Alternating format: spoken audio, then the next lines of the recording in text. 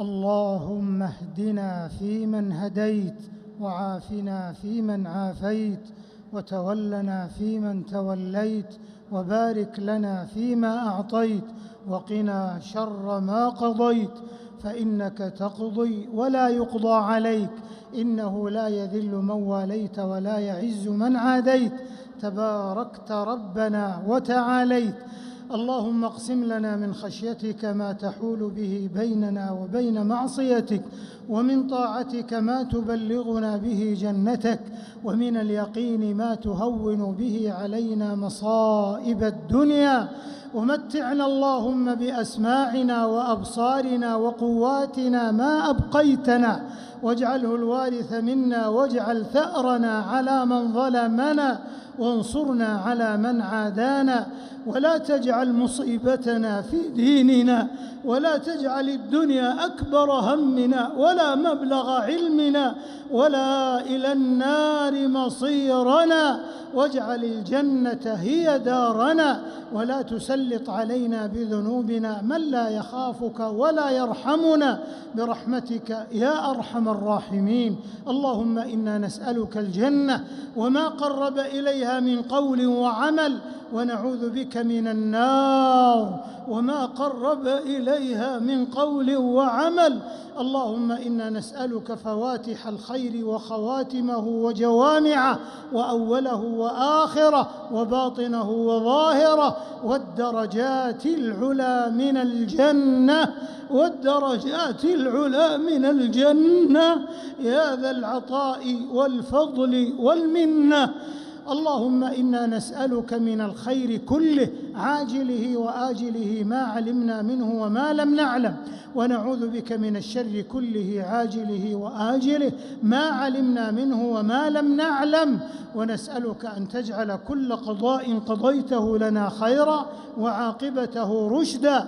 اللهم إنا نسألك من خير ما سألك منه نبيك صلى الله عليه وسلم وعبادك الصالحون، ونعوذ بك من شر ما استعاذك منه نبيك صلى الله عليه وسلم وعبادك الصالحون. اللهم إنك عفو تحب العفو فاعف عنا. اللهم إنك عفو تحب العفو فاعف عنا. اللهم إنك عفو تحب العفو فاعف عنا. اللهم أعز الإسلام والمسلمين، واحم حوزة الدين، واجعل هذا البلد آمنا مطمئنا سخاء رخاء، وسائر بلاد المسلمين. اللهم آمنا في أوطاننا، وأصلح واحفظ ووفق أئمتنا وولاة أمورنا، وأيد بالحق إمامنا خادم الحرمين الشريفين. اللهم وفقه وولي عهده إلى ما فيه عز الإسلام وصلاح المسلمين، وإلى ما فيه الخير للعباد والبلاد. اللهم احفظ بلادنا، اللهم احفظ بلادنا، اللهم احفظ بلادنا من كل سوء ومكروه. اللهم اصرف عنا شر الأشرار وكيد الفجار وشر طوارق الليل والنهار. اللهم رد عنا كيد الكائدين وحقد الحاقدين وعدوان المعتدين يا قوي يا عزيز. اللهم وفق رجال أمننا والمرابطين على ثغورنا وحدودنا. اللهم كن لهم مؤيدا ونصيرا ومعينا وظهيرا.